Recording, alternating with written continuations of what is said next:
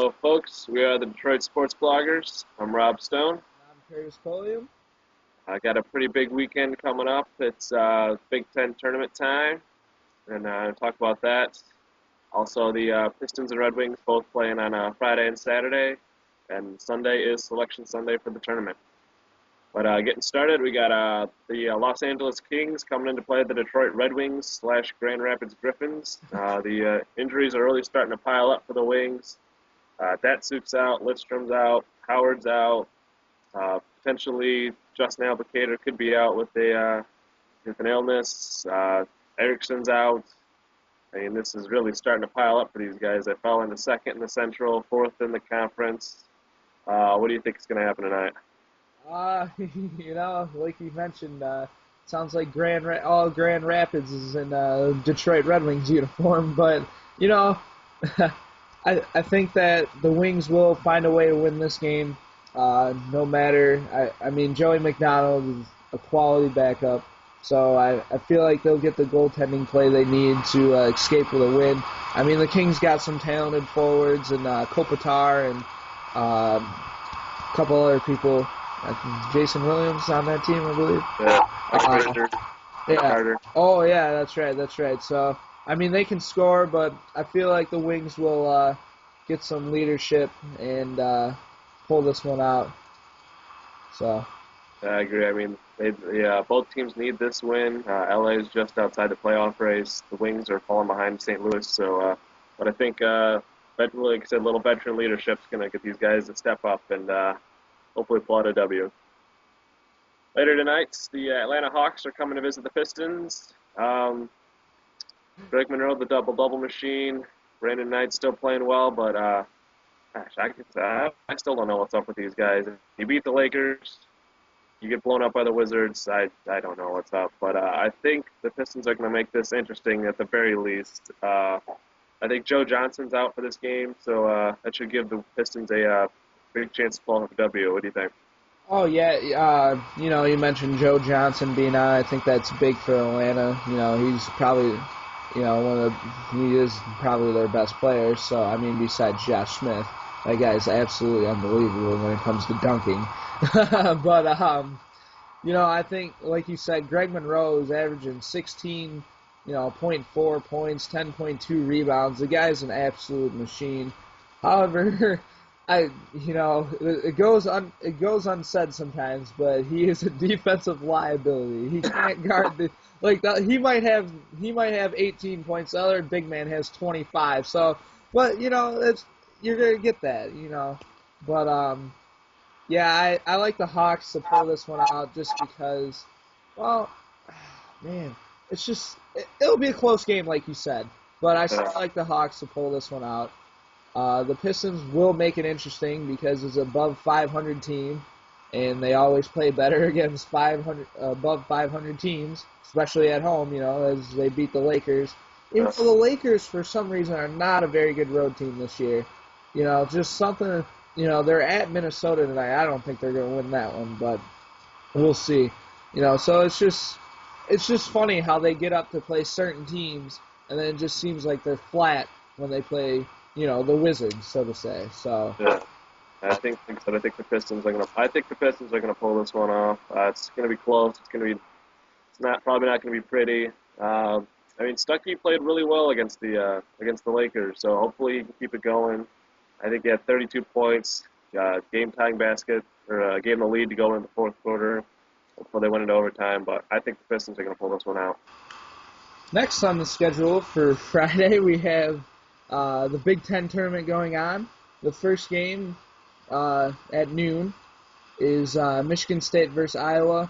The Michigan State, the number one seed in the tournament, taking on, what is Iowa, 8 or 9? 8. 8, okay.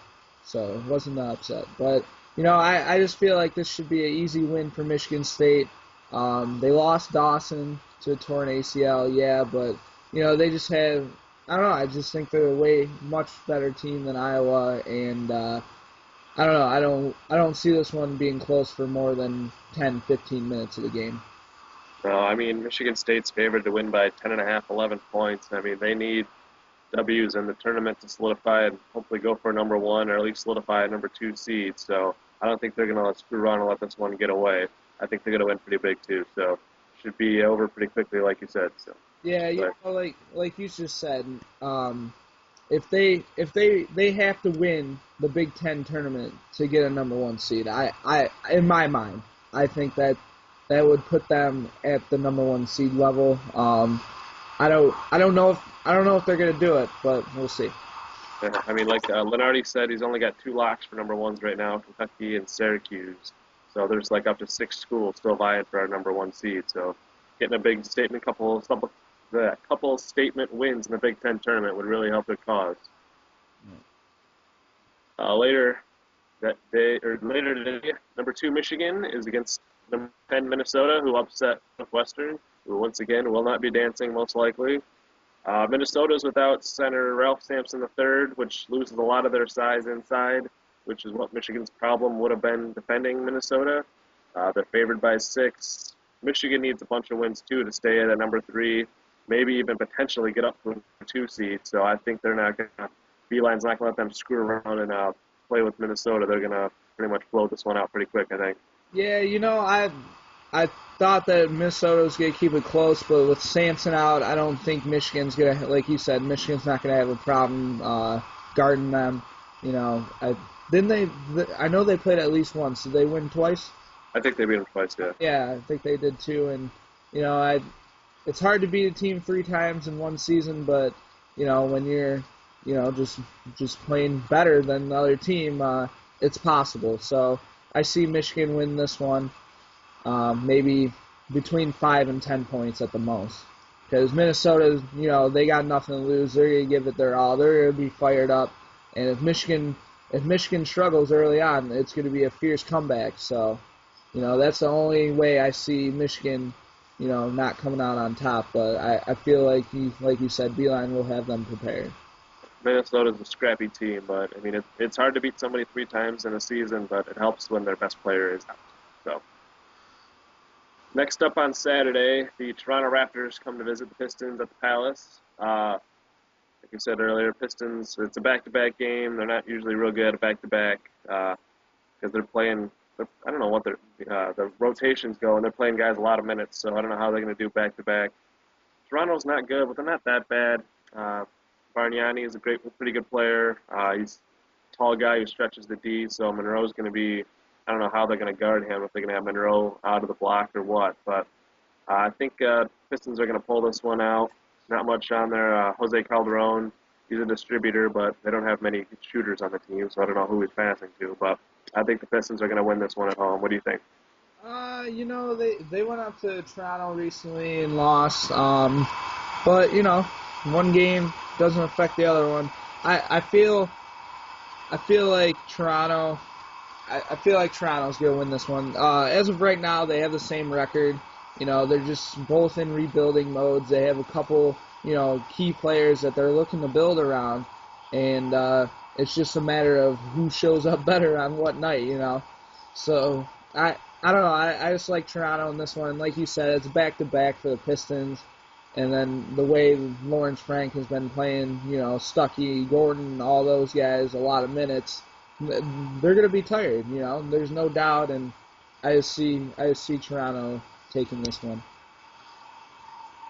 All right, and then Saturday night, the Red Wings travel to Nashville to play the Predators. So that's another back-to-back for the Wings, except for they have to travel, and a bunch of guys nursing injuries. Central Division games are always big. I think Nashville's going to pull this one out. The injuries are it's starting to become too much. I don't know how much more this team can take. But Suter over on the blue line aren't going to let these guys get in the zone easy and create opportunities. And Pekka Rinne is one of the best goalies in the league. So I think Nashville's going to win a 2-1 scrappy game. What do you think? I hate to say it, but I'd have to agree with everything you just said, Rob.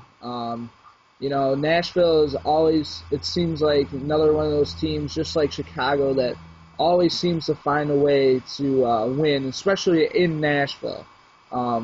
Chicago more so, it doesn't really matter if it's at the Joe or United Center, but I don't know. It just seems I feel that Nashville's gonna pull this one out as well.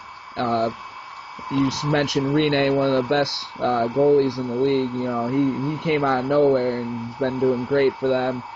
And like you said, it's a big game, but I don't know. I think they'll be all right if they lose this one. You know, obviously you don't want the Red Wings to lose, especially being two key points in the Central Division. But I just don't think that they have, like you said, the injuries are killing this team right now.